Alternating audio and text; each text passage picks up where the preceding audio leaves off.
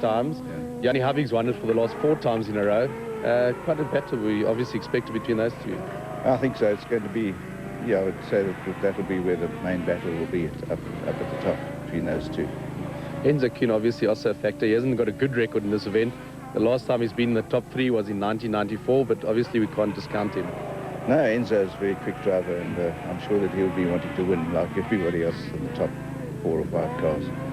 Fernando Rueda, he's done well in the African Rally Championship. Hasn't quite had the same success on our local series, but this event again should suit his car, obviously with the top speeds. He'll be a factor, I reckon, on this event.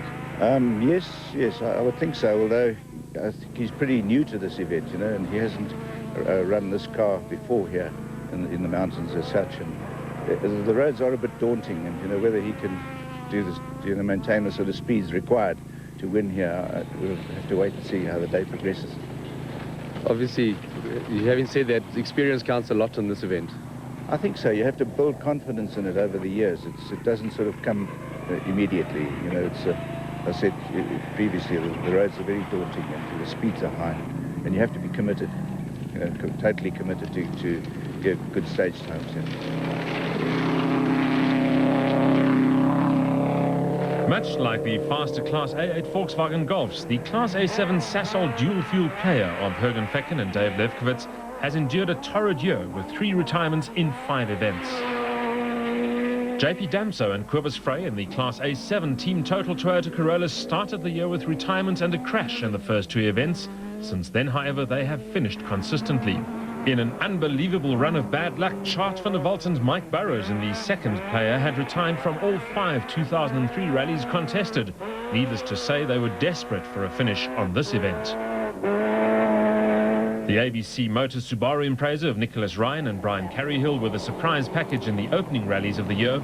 They led the Group N class after 3 events, but a subsequent run of poor results had dropped them down the pecking order. Visser Du Plessis and Thilo van Westernhagen were learning the intricacies of their Lipton Ice Tea Subaru Impreza in their first year in the car. 2 non-finishers had not helped their cause. Stage 1 was won by Etienne Lawrence by just 1 second from Serge Damso. Enzo Kuhn was a further 7 seconds in arrears, with Jannie Hubig 18 seconds off the pace. Anxious faces in the Toyota camp after stage 1. The Runix had lost fluid and needed a refill. The Sasol dual-fuel Volkswagen Golf of Jannie Hubig and Douglas Judd was first on the road, but already in trouble.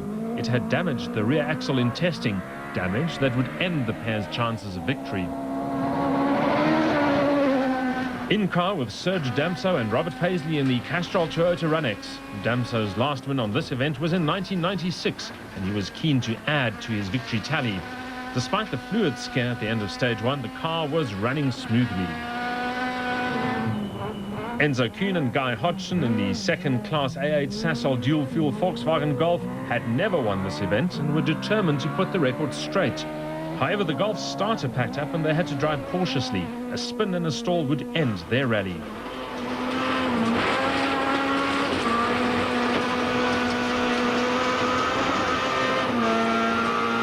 Etienne Lawrence and Andre Vermeulen had taken the fight to the Class A8 cars all year long in their Class A7 Team Total Toyota Corolla, and this event was no exception.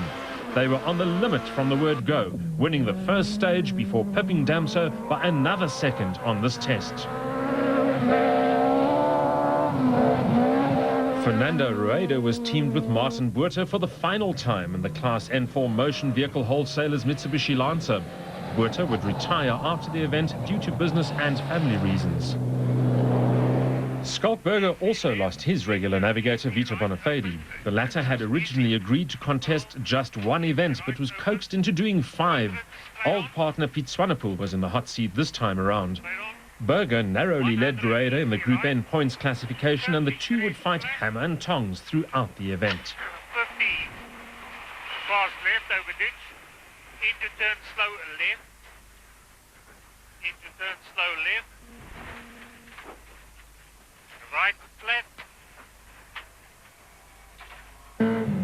Fecken was well out of the chase, but once again had a point to prove. Lawrence had been the star of the year, but Fecken was determined to prove that he could keep pace with his past rival. Damso Jr. was also keen to prove that he could challenge Lawrence and Fecken in a straight fight. He was pushing the Corolla hard, but would lose time to his rivals. With minimal class opposition, former track star Charles Wilken and Robin Houghton were in line to wrap up the class title in the Class N3 Castrol Toyota Runx. Wilken's commitment has been impressive all year, and a title in his first year of rallying would be just reward. The Top Car BMW of Cliff Blackman and Johan Claassen was sporting Hugo Boss watches sponsorship for the first time. The car found reliability in the previous 2 events, and the crew was hoping for more of the same. Dean Sanders and Rod Herring had only 2 finishes to their name in the Class N2 Team Total Toyota Corolla, but with a tough 3-way fighting class the norm, they desperately wanted a good result. Class rivals Richard Bem and Grant Sinclair in the Palbin Toyota Corolla had finished just 1 event out of 3 and won it. A repeat would be very nice, thank you. Chris de Wit and Janine Labuschagne in the CTH Transport Toyota Corolla were the 3rd of the 3-way class battle. Reliability saw them holding a healthy class lead. Despite 2 non-finishes out of 5, reigning champions Rodney Visagie and Carolyn Swan were ahead in the Class A5 Championship in their Team Total Toyota Taz. Another former track star, Gugu Zulu and Dave McGregor, had put in some fine drives during the season in their Sasol Volkswagen City Golf, but their 2 non-finishes saw them languishing 4th in the class standings. Journalist Michele Lupini had not finished an event this year in the Sabat Toyota Taz. Teamed with Gary Kingsley Wilkins for this event, he would once again retire at the end of the stage. The scenery was spectacular, with the mountains of adjacent Lesotho covered in snow. Small wonder the wind was icy. Habich was his usual committed self in stage 3, but the axle problem was unnerving on the fast mountain passes. The rear end kept on jumping around. Damso was hard at it early in stage 3, but it was not to be his stage. Navigator Paisley clocked them in a minute late, incurring a 10-second penalty. A puncture later in the stage dropped them 1 minute 20 seconds behind Lawrence, severely denting their victory hopes.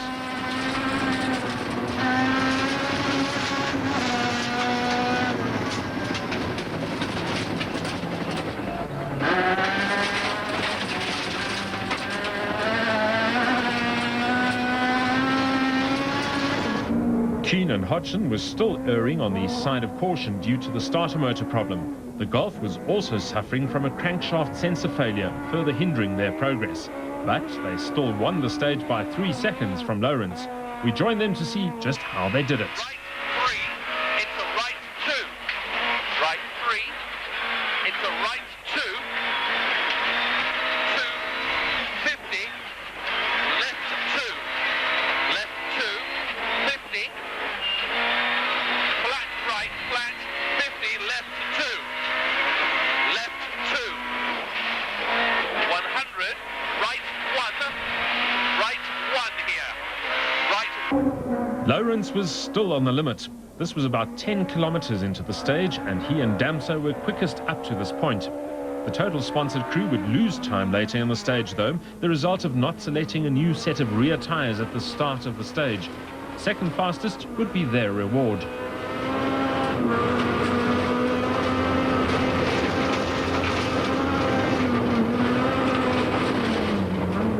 Having won 3 events in the African Championship, Rueda was full of confidence of repeating the feat on local soil. However, the big Group N4 cars were battling at the high altitude due to the power-sapping effect of the 32mm air restrictors used to control the pace of these turbo cars. Back on board with Damso and Paisley later in the stage. Listen and watch as he battles with a punctured tire. The flailing rubber also ripped off the brake pipe at this point.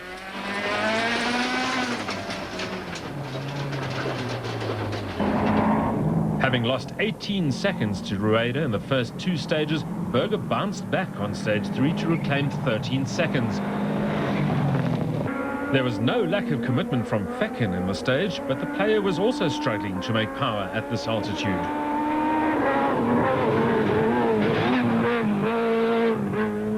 The region offers spectacular scenery, but unfortunately the crews don't have much time to notice. Despite having no confidence in the rear end of the Golf, Habik was displaying his fearlessness by pushing the car to the limit, much to the delight of the crowd. Damso has won many rallies coming from behind. Having lost so much time with the puncture, he was pulling out all the stops in stage 4. He took back a significant 25 seconds over the 38-kilometer test.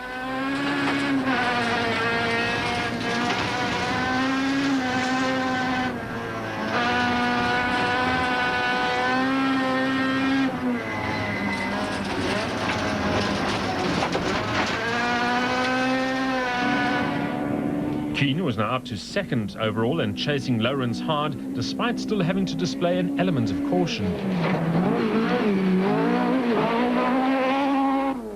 With Damso now well back, Lawrence held a 14-second lead over Keane. He would extend that by another 3 seconds on this stage.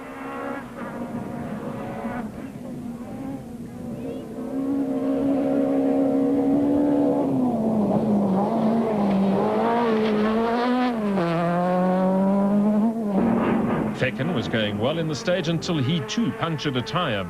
Fortunately, it was closer to the end, but it nevertheless cost him a minute, allowing Damso to close in for 4th place.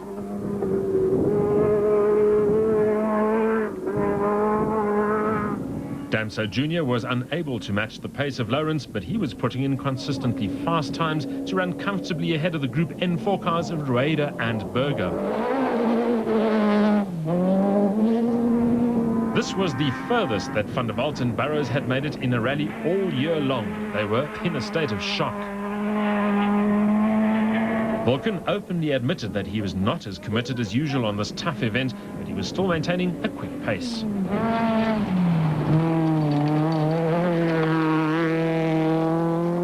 Bem had driven superbly to lead the N2 class by 41 seconds after 3 stages. It was now a two-way class fight after rival Sanders retired in stage 2. With no real Class A6 opposition, Craig Trott and Gerard Sneerman were once again on their own against the clock in the team total Toyota Corolla. De Wit lost out to Bem in the first 3 stages, but would take 12 seconds back on this test after the latter eased off a bit too much. Visagie lost time to Gugu Zulu in the first 2 stages, but won the 3rd and 4th to hold a 35-second lead. Tony Ball and Alec Harris were running well down the field in their Bulwer Park Motors Volkswagen Player, but their times placed them well within the top 15. Zulu's City Golf was suffering from a loss of power and a misfire, which cost him time to Visagie. Note the overturned spectator bucky. Running further down the field were Andy Haig-Smith and Gerald Brace in a Toyota, followed by the Rally Chicks team of Lola and Megan Verloc in a Subaru Impreza. After a layoff, Manny Saville returned to action in his Subaru with Dean Riedlinghuis as navigator. Nkosinathi Nzimande and Fani Meyiwe were struggling to get on the Class A5 pace in their Sasol City Golf. Charles Stradom and Saki Bosman, driving a Sabre Paints Volkswagen Golf, were engaged in a tight battle for second in Class A6 with Haig-Smith and John and Douglas Williams in an aging Toyota Conquest. All 3 crews were well off the pace of class leader Trott. Stephen Patter and Calvin Flockhart were also struggling with the stages in their Class A5 Powerflow Volkswagen City Golf.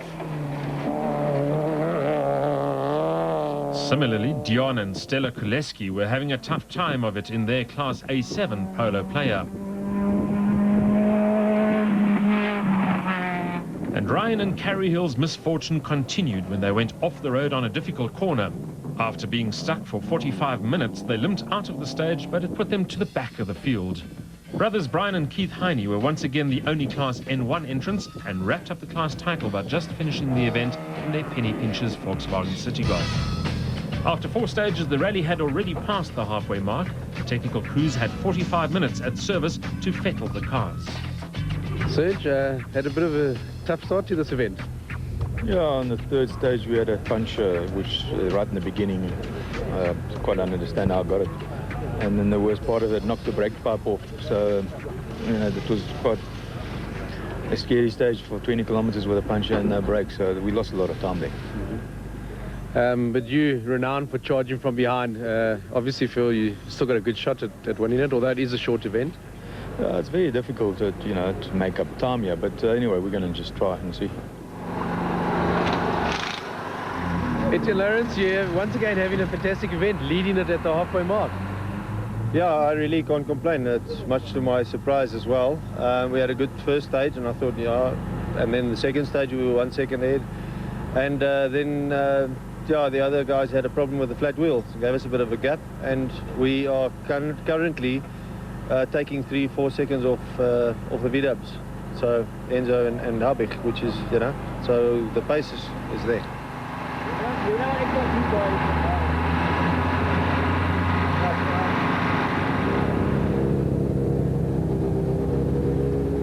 Enzo, you're running second at the halfway mark.